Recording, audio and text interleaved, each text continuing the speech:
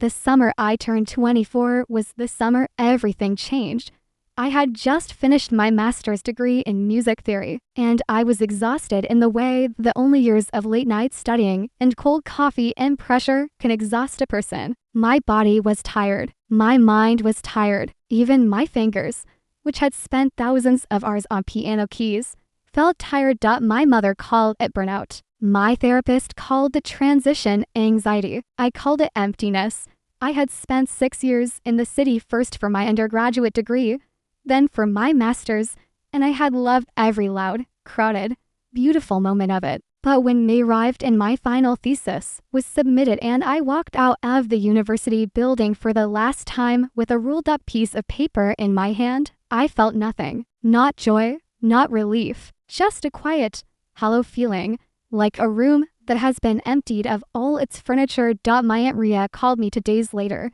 Aunt Ria was my mother's younger sister, and she was the kind of woman who wore paint-stained overalls and drove a truck and kept a garden full of herbs she never remembered the names of. She lived in a small coastal town called Bellmare, 4 hours south of the city, where the streets were narrow and the ocean was always close and everything smelled like salt and flowers. "Come stay for the summer," she said. "I have a guest room. I have a garden. I have absolutely nothing for you to do," which is exactly what you need. I almost said no. I had plans, or at least I had the idea of plans. Job applications I hadn't started. Auditions I was afraid to schedule. A life that was waiting for me to begin it. But then she said, "I also have a piano," and I said yes. The drive to Bellmare took me through fields of yellow grass and small towns with one gas station each. I had the windows down and the radio playing something old and sweet. By the time I reached Aunt Ria's house on Lemon Tree Lane, I had already started to breathe differently, slower and more deeply. The way you breathe when you finally stop running. The house was pale yellow with white shutters and a porch that wrapped around 2 sides. There were potted plants everywhere on the steps, on the railing, hanging from the eaves. A fat orange cat sat in the middle of the front path and stared at me without moving. "That's Mingo," Aunt Ria said, coming out the front door with her arms wide open. "He owns the place. I just pay the mortgage." She hugged me hard and smelled like turpentine and lavender. And for the first time in months, I felt a small warmth in my chest. Inside, the house was exactly as I remembered it from childhood visits, full of color and art and comfortable chaos. Paintings leaned against walls. Books were stacked on every horizontal surface. There were mismatched rugs layered on top of each other on the living room floor. And the kitchen was full of dry herbs hanging from the ceiling. And in the corner of the living room, just as she had promised, a piano. It wasn't upright, old and honey-colored, with yellowed keys and a small crack in the top panel. But when I sat down and pressed a single key, the sound that came out was warm and round and full, like a voice that had been waiting to speak. I inherited it from a neighbor, Aunt Ria said, leaning in the doorway. "Haven't been able to play a note in my life, but something told me to keep it." I pressed another key, then another. My hands found a melody without my mind asking them to, something slow and wondering that didn't have a name. "You needed that," Aunt Ria said softly. She was right. I did. Bellmare was the kind of town where people said hello to strangers and left vegetables from their gardens on each other's porches. Within the first week, I had been introduced to the baker on the corner, the elderly man who walked a tiny dog named Emperor, and the owner of the bookshop who gave me a book as a welcome gift without my asking. I settled into a routine quickly. I woke early, made coffee, sat on the porch while the light was still gold and cool. I played piano in the late mornings. I helped Aunt Ria in the garden in the afternoons. I read in the evenings. I slept deeply without dreams for the first time in years. It was a peaceful life, a gentle life, exactly what I needed. But on the 9th day, I met her daughter. Her name was Nadia. I first saw her on a Tuesday morning. I was on the porch with my coffee, watching the street. When she walked past, she lived 2 houses down, in a small blue house with an overgrown front garden that was somehow beautiful in its wildness, roses climbing over everything, lavender spilling onto the path. She was tall, with dark brown skin and natural hair pulled back loosely with a few curls escaping round her face. She was wearing a loose white shirt and carrying a canvas bag over one shoulder and a sketchbook under her arm. She walked with a certain kind of ease, unhurried, like she was completely at home in her own body and her own pace. She glanced up as she passed and saw me sitting on the porch.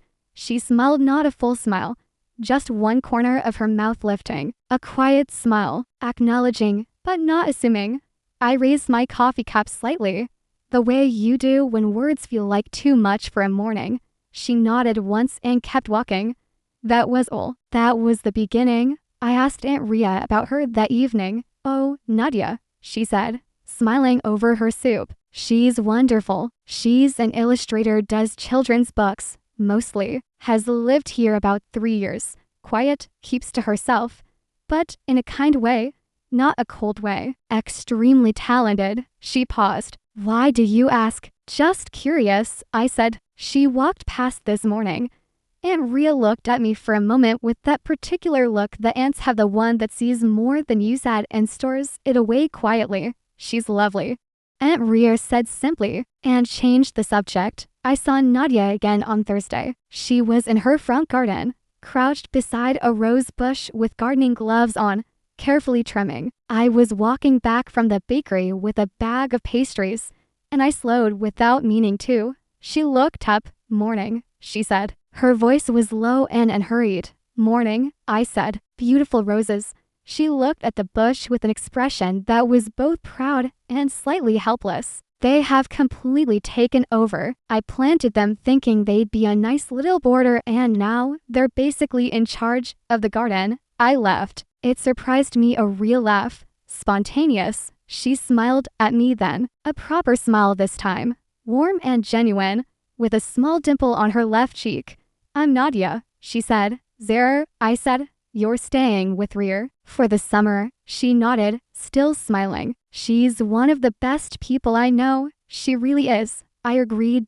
There was a comfortable pause. Not awkward, just easy, like neither of us needed to fill it. Well, she said finally, going back to her roses. Welcome to Bellmare. Thank you, I said, and I meant it more than those 2 words could carry. 2 weeks into my stay, Bellmare had a rainstorm. It came in fast on a Saturday afternoon. The sky went gray in under an hour, and then the rain came down in thick, generous sheets. Aunt Ria was at a friend's house, and I was alone, which was fine. I made tea and sat by the window and watched the rain.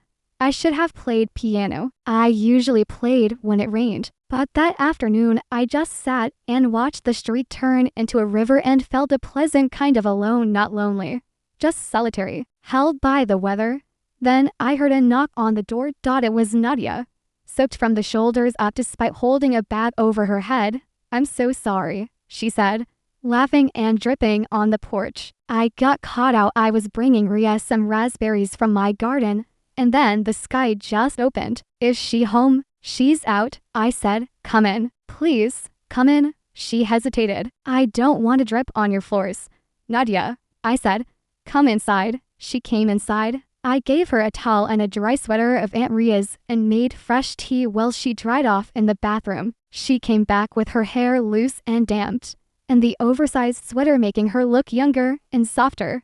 She set the punnet of raspberries on the kitchen counter. They were deep red, almost purple, glistening. From your garden? I asked. That corner. I didn't even plant them. They just arrived 1 year. Self-seeded from somewhere. She picked one up and ate it. They're ridiculously good. I tried one. She was right. It was sweet and tart and perfectly ripe.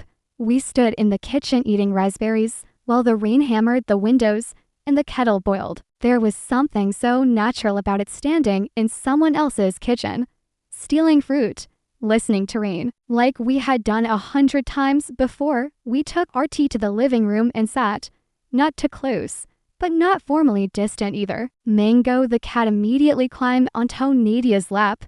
He never does this with me, I said, slightly offended. Animals can sense when someone will let them do whatever they want. Nadia said, scratching behind his ears while he purred like a small engine. We talked. The rain gave us time and we used it well. She told me about her work, how she had studied fine art in London, had worked in advertising for a few years, and been quietly miserable, and then had taken a risk on doing freelance illustration. Her first children's book had been published 4 years ago. She was working on her sixth now.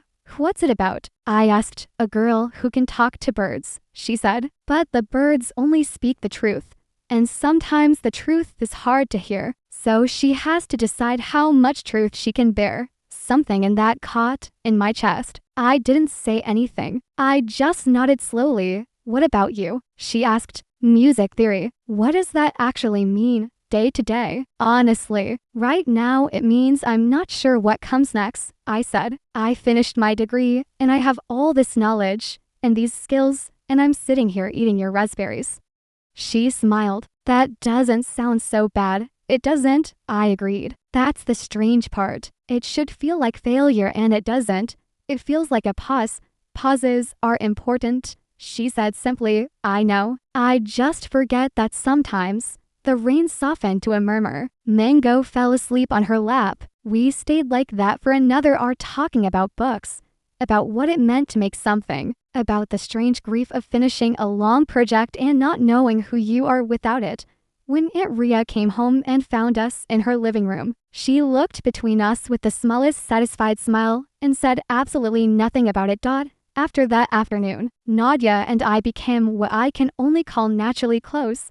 There was no moment when we decided to be friends. It just happened. The way flowers grow through cracks in pavement slowly and inevitably and, without asking permission.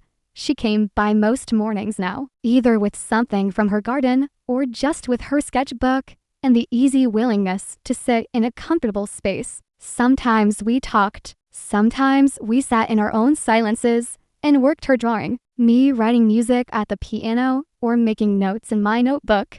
I had started composing again, not for any purpose, not for a grade or a professor or a deadline, just because the mornings were quiet and the piano was there and something was moving through me that needed to come out as sound. It was strange to play this way, without an audience in my head, without the anxious internal critic that had followed me through my degree. I played slowly, tentatively, like a person learning to walk again. I made mistakes and went back and made them again, and eventually found something that felt right. One morning, Nadia was sitting on the window seat sketching while I played. She hadn't said anything. I had just sat down and started. I played the piece I had been working on for several days, something quiet and yearning, built around a simple repeating phrase that kept reaching higher before falling back. When I finished, there was silence. I turned around. She was looking at me, not at her sketchbook, at me. Her pencil was still in her hand, but she had stopped drawing. That was yours? She asked. You wrote that? I'm writing it, I said. It's not finished. Don't finish it yet, she said. Stay in it a little longer. It's so beautiful where it is right now, that reaching part. The moment just before it comes back down. I looked at her for a moment. That's actually exactly what I've been thinking about. That exact moment. What's it about? She asked. I almost deflected. I almost said something vague about melody and tension and resolution. But instead I said, longing, I think. Wanting something you can't name yet. She held my gaze. Yes, she said quietly. That's what it sounds like. I turned back to the piano before my face could say something I wasn't ready for. But I knew. I already knew. 4 weeks into summer, Bellmare had a solstice festival. It was a small town thing, lights strung between the buildings on the main street. Local musicians on a little stage, food stalls. The kind of easy communal happiness that doesn't try to be anything more than what it is. And Ria went with her friends, which meant Nadia, and I went together. We walked to the main street as the sun was going down, the sky doing what it does in late June that's low. Spectacular performance of orange and pink and purple that goes on far too long and you don't mind at all. We eat things from paper cups. We listened to a local band play songs that were simple and earnest and good. We looked at paintings set up along the street by local artists, and Nadia said thoughtful things about each one, and I listened to her voice and the music mixed together.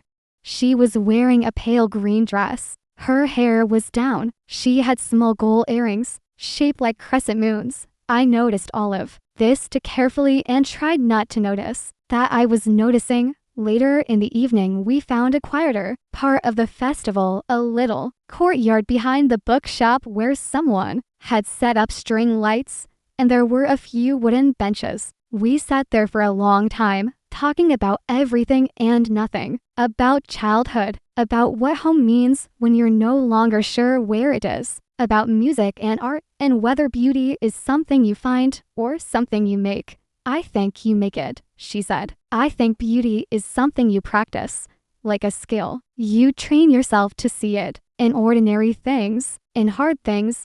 That sounds like something you do naturally, I said. She shook her head. It took me years. I spent a long time not seeing anything beautiful in anything. A pause. After my last relationship ended, I was not good. For a while I couldn't draw, couldn't find the lines in things, couldn't make the world feel like it had shapes I understood. I was quiet, listening. Coming here helped, she said. This town, this pace. And Ria, she basically adopted me. She used to come knock on my door and make me come to her garden and just sit with plants. Very healing plants, I smelled. Very Ria, she agreed. Then she turned to look at me, fully, directly, the way she did when she was about to say something real. You seem better, she said. Then when you arrived, I said. What changed? I looked at her face lit softly by the string lights, warm and patient and honest. The music drifting from the main street, the smell of salt from the sea that was only a few blocks away.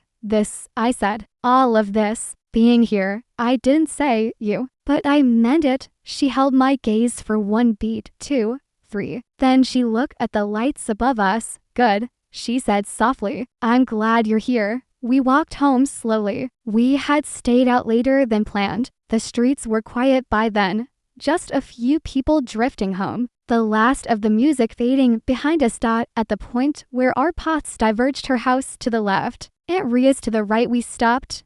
Thank you, I said. For tonight. Same, she said. Another one of those pauses, easy and full at the same time. Good night, Zara, she said. Good night, Nadia. I walked home with my heart doing something new that I didn't have a name for yet. I lay in bed and listened to the sea and thought about the way she had looked at me in the courtyard. It was Mango who showed me. This sounds strange, but it is true. Nadia had been working in the living room one morning while I was in the kitchen making breakfast, and she had left her sketchbook on the table when she went out to help Aunt Ria with something in the garden. I wasn't snooping. I genuinely wasn't. But Mango jumped onto the table and landed directly on the open sketchbook. And when I went to shoo him off, the page caught my eye. It was a drawing of hands on piano keys. My hands, I would have known them anywhere. The particular curve of the fingers, the way my left thumb sits slightly higher, the thin ring on my middle finger that I never take off. She had drawn them in pencil with extraordinary care, capturing the exact moment of play, that suspended second where the finger is just above the key, about to press down. I stood very still. On the next page, I didn't even turn it. It was already partly open. There was a sketch of someone sitting at an upright piano. From behind, the shape of shoulders and a head, and the slight curve of the spine that happens when you're really playing. When you're inside the music hut, it was soft and quiet and somehow the most intimate portrait I had ever seen. And it was a portrait of me. She had been drawing me for weeks. I stepped back. My heart was loud. I didn't say anything when she came back inside. I finished making breakfast and set a plate in front of her and sat down across from her and just looked at her, trying to understand what I felt, trying to name it. She was telling me something about her book, about a scene she was working on, about the girl and the birds, and what the birds had said that morning. She was eating toast and talking with her hands the way she did when she was excited about an idea, and her hair was loose and there was a small smudge of graphite on her wrist. I was completely, helplessly in love with her. Not a new love, not something that had arrived that morning with the sketchbook. Something that had been growing since the day she walked past with her canvas bag and her quiet corner of a smile. Something that had grown in the rain and the raspberries, in the evenings on the porch, in the festival courtyard, in every morning in this living room. I was in love with her, and I had absolutely no idea what to do with it. I pulled back. I know it was the wrong thing to do. But when you have spent years learning that love is something that requires courage and clarity and perfect timing, and you don't feel like you have any of those things, the easiest response is to protect yourself, to make yourself smaller and quieter and safer. I didn't pull away completely. I was still there every morning. I still played piano while she sketched. I still walked with her to the bakery and the market. But there was a new carefulness in me, a watching of my own words, a monitoring of how long I let my eyes stay on her face. She noticed. Of course she noticed. She was someone who saw things. She didn't say anything directly, but the ease between us developed a very faint tension, not cold, not broken, just the particular texture of something unspoken taking up space. About a week after the sketchbook, we were sitting on Aunt Ria's porch in the late afternoon. The day had been warm and we were tired and comfortable. She was sketching, always sketching, and I was reading, or pretending to read. "Are you okay?" she asked, without looking up. "Yes," I said. A pause. "You've been a bit somewhere else this week," she said carefully. I didn't answer right away. I looked out at the street. The lemon tree in the garden was in fruit, small green lemons clustering at the ends of the branches. "I've been thinking," I said finally. "About what?" "About what comes after summer," I said. It was partially true. I had been thinking about that, but it wasn't the real thing. She set her sketchbook down. This felt significant. She looked at me. "Where do you think you'll go?" she asked, and there was something careful in her voice too, now, something that matched the carefulness in mine. "I don't know," I said honestly. "I haven't let myself think too concretely. I'm afraid that if I make a plan, I'll have to leave before I'm ready." She was quiet for a moment. "Would you want to stay?" she asked. The question was simple. Her voice was even, but she was watching me in that direct way that asked for truth. I looked at her, the afternoon light on her face, the gold of it, the questions in her eyes. I was so close to saying everything. "I don't know what I want," I said instead. "Not yet." She nodded slowly, looked away, picked up her sketchbook. And I hated myself a little bit right then for being so afraid. Aunt Ria was not settled. She was never rude or intrusive, but she had a way of placing truth in front of you like a warm meal and then sitting back and letting you decide whether to eat it. A few days after the porch conversation, she came to find me in the garden where I was sitting with my notebook. She sat down beside me on the stone bench without invitation, which was the kind of thing she did. She didn't say anything for a while. She just sat there, which was also the kind of thing she did. "She drew me," I said eventually, "in her sketchbook." "I know," Aunt Ria said. I looked at her. "You knew?" "She's been drawing you since the first week," she said, completely unruffled. She showed me a few. My heart was doing something large and unmanageable. "Why didn't you?" I started. "Because it wasn't mine to tell," she said simply. "And neither is what I suspect you feel." She paused. "Though from the look on your face right now, I don't think it's much of a secret." I put my notebook down. I pressed my palms to my eyes. "I don't know what to do," I said. My voice came out younger than I expected, like the 24 years of it had peeled back too. Something more honest underneath. "Yes, you do," she said. "What if I'm wrong about what?" "You're not," she said. "How can you?" "Zara," she put her hand on my arm, firm and warm. "I have watched that woman go from closed to open over 3 years in this town. I have watched her slowly start to trust the world again after a relationship that hurt her very much. I have watched her in the weeks you've been here come alive in a way I haven't seen before." She paused. "You're not wrong." I was quiet for a long time. "I'm afraid," I admitted. I know, she said. That's very normal. She stood up, brushing grass from her overalls. But being afraid is not the same as it being dangerous. Sometimes things are simply frightening and also completely safe and completely right. She walked back toward the house. Rhea, I said. She turned. How do you just know things like that? She smiled at me, not a wise, superior smile, just a warm, human one. I've made enough mistakes that the right path is recognizable now, she said. That's all. You'll get there too. 3 days after my conversation with Thantreer, a proper storm came.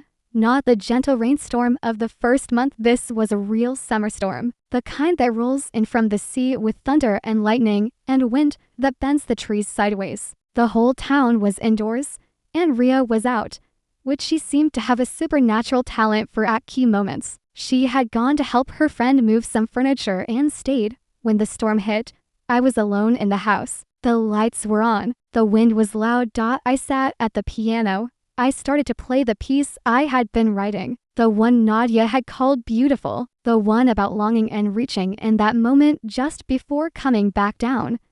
But tonight I didn't stop at that moment. Tonight I let it go further. I let the melody do what it had been trying to do for weeks, climb past the familiar limit into something new, something resolved. I played it through to an ending I hadn't planned. When I stopped, I was crying. Not in a sad way, in the way that music sometimes makes you cry because something has shifted in you, because a truth has been spoken in sound that you weren't ready to say in words. There was a knock at the door. I almost didn't answer. Then I dried my face and went. It was Nadia. She was wearing a raincoat over her pajamas and she was holding a bottle of wine. The power went out at my house, she said, a little out of breath. And I heard the piano from next door. I said, 2 houses down, she said. Through the storm, we looked at each other in the doorway with the wind and rain behind her. Come in, I said. We sat on the living room floor with candles. The power had gone out here to end wine and mismatched glasses and mango between us. The storm went on loudly outside. We didn't talk much at first. We just sat with the wine and the candles and the sound of the storm, comfortable in the dark together. Then she said, play it again. The piece? Yes. I went to the piano. With only the candlelight, I couldn't see the keys clearly, but I knew them well enough. I played by feel, by the memory in my fingers and the truth in my chest. I played it through, the reaching part, and this time I let it arrive at the ending I had found tonight, the one that was new, the one that answered all that longing with something gentle and certain.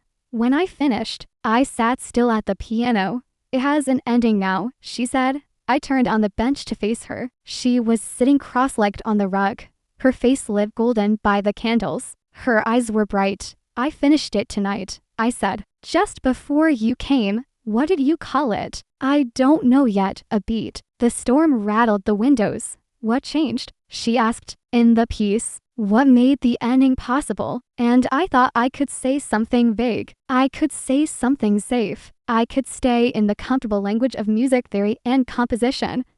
But I was tired of being careful. I was tired of protecting myself from the one thing that felt most worth having. You, I said. You changed it. You've been for weeks. You've been in everything I play. You're in that piece, Nadia. You're in the reaching, in the coming back down. And the ending I finally found tonight. It's all about you. Silence, not an empty silence. A full one. She set her wine glass down. She stood up. She walked toward me slowly, not rushed, not hesitant, just moving toward me with purpose.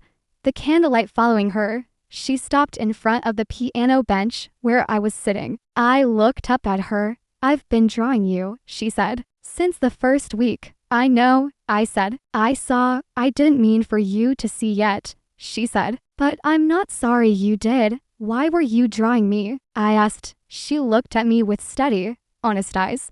Because you were all I could see, she said simply. I stood up from the bench. We were close now, very close. The candles were everywhere, soft and warm. And outside the storm kept going.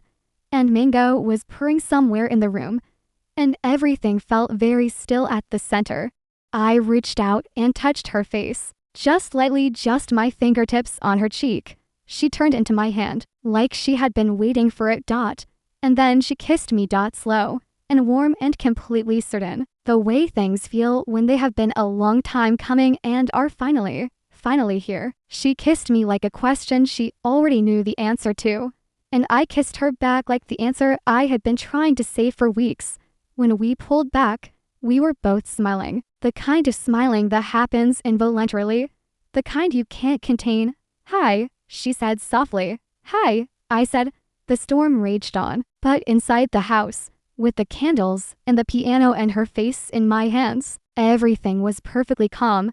The storm ended in the night. I woke to quiet, the particular quiet after rain, when the world is freshly washed and everything is clear and still. Light was coming through the curtains and soft bars. Nadia was asleep beside me on the narrow guest bed, her face peaceful, one arm thrown over her head. We had stayed up until nearly 3 in the morning, talking and laughing and talking some more. And then we had fallen asleep with our fingers intertwined. I lay there and watched the light move and listened to her breathe.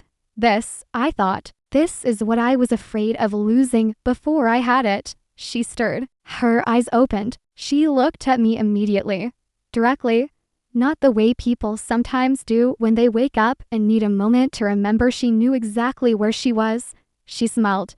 "Good morning," she said. Her voice was low and rough from sleep, and it was the most beautiful sound I had heard in a long time. "Morning," I said. She stretched, and then looked at the ceiling and then back at me. "Did we actually spend the whole night just talking?" she asked. "Mostly," I said. "Good," she said. "I wanted to know everything you do," I said. "I think you always did." She turned to face me fully, propped up on one arm. "What happens now?" she asked, not anxiously, just honestly, practically, the way she asked most things. "I don't know the details," I said, "but I know what I want. I want this. I want time with you." "How much time do you have left here?" she asked. "Till the end of August," I said. 7 weeks. 7 weeks, she said. "That's a lot, if you use it right." "Or not enough," I said. She looked at me. "Not enough only if you leave."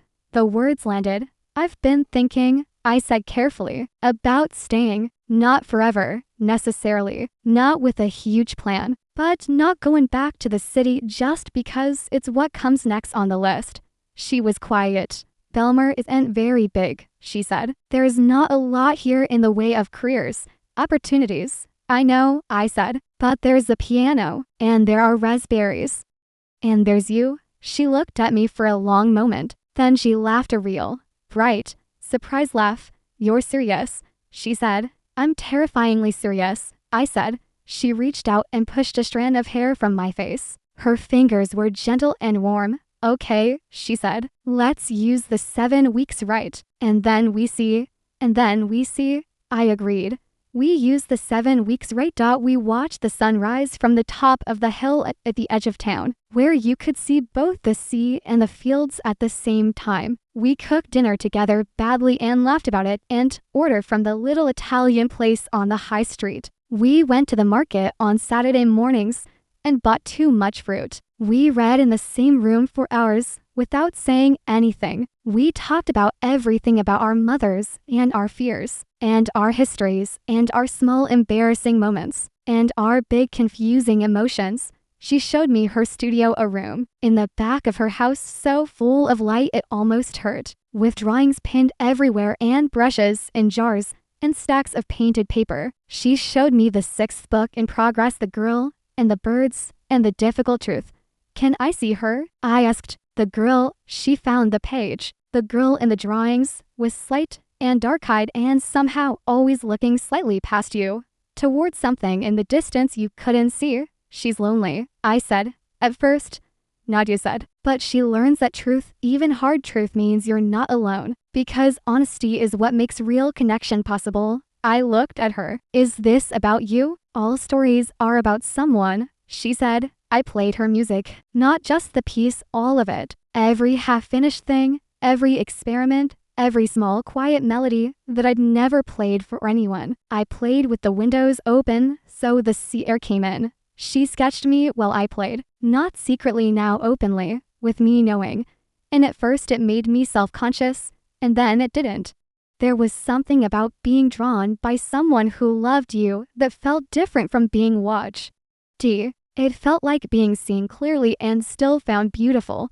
And Ria observed all of this with enormous satisfaction and made frequent pointed decisions to give us the house to ourselves. She was not subtle. We were very grateful. One afternoon in late July, Nadia and I walked out to the edge of the bluff above the sea. There was a bench there, worn smooth by years of weather. Looking out over the water, we sat and watched the sea for a long time. I have something to tell you, she said. Something in her voice made me still. My publisher called this week, she said. The book is done, the 6th one, and they want to talk about a new project, something bigger, a graphic novel. She paused. The meeting is in London. I looked at her. When? October. Which means you'll be going back, I said.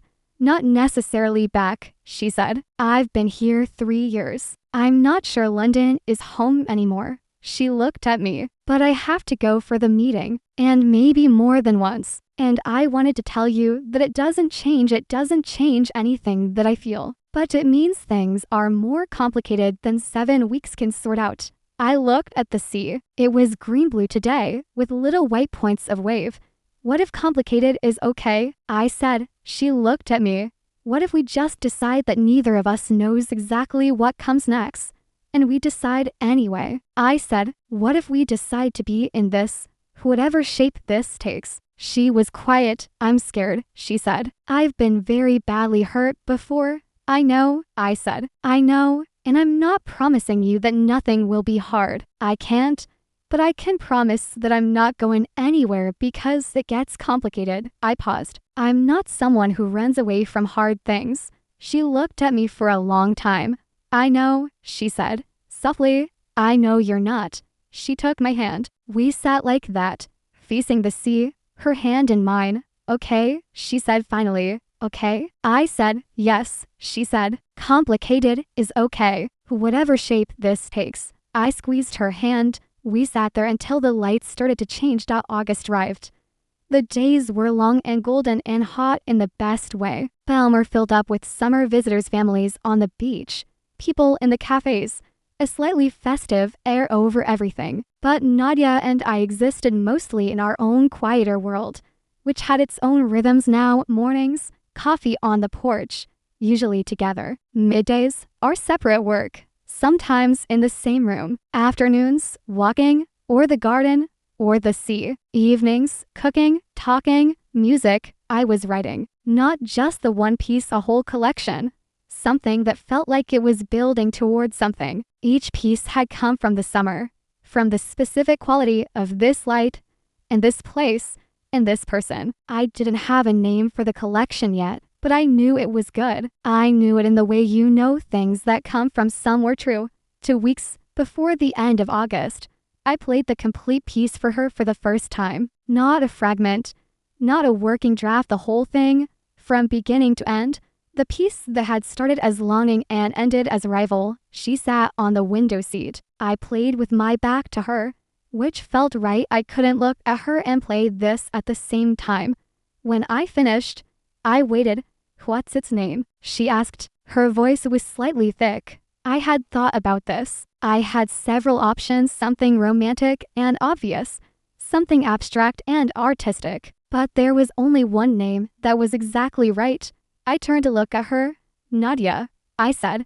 She made a sound soft and involuntary. Her eyes were bright. You can't name it that, she said, not quite steadily. I already did, I said. She stood up from the window seat and crossed the room and held my face in her hands and kissed me, not like the first time, which had been a beginning. This was something else. This was a middle, a steady, real, deep middle. The kind of kiss that says, I know you now, and I want you still. When she pulled back, she was smiling and her eyes were wet. You're going to make me cry, and then I won't be able to see to draw, she said. I'll describe things to you, I said. She laughed and pressed her forehead to mine. Terrible system, she said. The last week arrived. There's a particular quality to time in its final stretch. It gets both faster and slower simultaneously. Each moment feels precious and you hold it too tight, which makes it slip. And then it's gone anyway. On the second to last day of August, Nadia and I sat on the beach as the sun went down. Not the bluff, the actual beach. Shoes off, sand between our toes. The water very cold when it reached us and neither of us moving back from it. I've been talking to someone, she said, about a possible residency here in Bellmare. There's a small arts grant available for illustrators who want to do community workshops with kids, that kind of thing. It would mean I'm here for at least another year. I turned to look at her. It's not because of you, she said quickly. I mean, it's partly because of you, but mostly it's because this place has given me back something I didn't know was missing, and I want to keep it. Nadia, I said. What? I applied for a position, I said, at the music school in Crestview. That's about 40 minutes from here. She went very still. Teaching, she said, composition and theory, just part-time to start. They reached out after seeing my thesis work, and I thought about it for a long time. I paused. I thought about what I wanted, what actually made sense, and it wasn't going back to the city for a career I could do anywhere. She looked at me. You didn't tell me, she said. I didn't want you to think I was rearranging things for you, I said, because it's not only about you. It's about me too, about what I want my life to be, and my life wants to be near this ocean and that piano and you. She was quiet for a moment. Then she said, I thought we were having the conversation about long distance. We were, I said, and then I decided not to do long distance. She laughed, surprised, bright, real. She covered her face with her hands and then lowered them and looked at me with such a wide, clear, open expression. You're incredible, she said. I'm practical. I said, you're incredibly practical, she said. About love. Is that okay? She took my face in her hands again. She had a habit of doing this, and I hope she never stopped. More than okay, she said. It's everything. We sat on the beach until it was dark. We watched the stars come out over the water. We talked about the year ahead, the practical things, and the beautiful things, all mixed together, the way they always are in real life. The sea came up and washed over our feet and pulled back again and came up again. September came. My official enough stay came and went, and I didn't leave. Amrier didn't say a word about it, just kept a key on the hook for me and made space in the kitchen cabinet for my coffee and went about her life with quiet, satisfied pleasure. I found a small apartment in October, 2 streets from Nadia's house. Not a big apartment, just a kitchen and a bedroom and a sitting room with enough space for an upright piano, which I found secondhand and spent a whole weekend getting up the stairs. The first evening I had it in place, Nadia came over. She stood in the doorway of the sitting room and looked at the piano and looked at me. You actually did it, she said. Did what? Build something, she said. Here. I sat down at the piano. The keys were newer than Aunt Ria's, brighter. I pressed a chord. Come in, I said. This is your house too. Whenever you want it. She came in. She sat on the windowsill. She always found the light without trying. She had her sketchbook. I started to play. She started to draw. We were not the same people we had been at the beginning of summer. Summer changes things. It has a way of pressing you into what you really are, burning off what you're not. I had come to Bellmare empty and afraid, and not sure what I wanted from any of it. I was leaving. No, not leaving. Staying. I was staying. Full and certain and held by something real. She had come to Bellmare broken and had put herself back together quietly, alone, in the way that people sometimes have to. And then she had let me in. That was the braver thing, I always thought. To let someone in after you've been broken. To trust the world with yourself again. Nadia's 6th book was published the following spring. The Girl Who Heard the Birds, a children's book about a girl who can hear the truth and learns that truth, even when it's hard, is the thing that makes real love possible. The dedication read, for Z, who played until this song had an ending. I held the finished copy in my hands and cried. which she had expected and for which she had thoughtfully positioned a box of tissues. You could have warned me. I said, where's the fun in that? She said, the illustrations were extraordinarily loose and luminous, full of birds and light, and a girl with enormous eyes looking towards something slightly out of frame. On the last page, the girl was no longer looking away. She was looking directly at you, directly at the reader, and she was smiling. She found what she was looking for, I said. She did, Nadia said. I set the book down and looked at her in our kitchen. In the late morning light, in the life we had been building carefully and joyfully for months. So did I said. She crossed the kitchen and wrapped her arms round me from behind, her chin on my shoulder. So did I, she said quietly. 1 year after the summer, Aunt Ria hosted a small party. Thought it was a garden party, a warm September evening. Lights strung between the lemon trees, food on long tables. People from Bellmare who had become part of my life. The baker, the man with Emperor the tiny dog, the bookshop owner, Nadia's artist friends, my colleagues from the music school. I played outside. I had moved Aunt Ria's piano with great difficulty and much help onto the porch, and I played as the evening started. While people were arriving and finding their glasses of wine and greeting each other in the golden late daylight, I played the piece.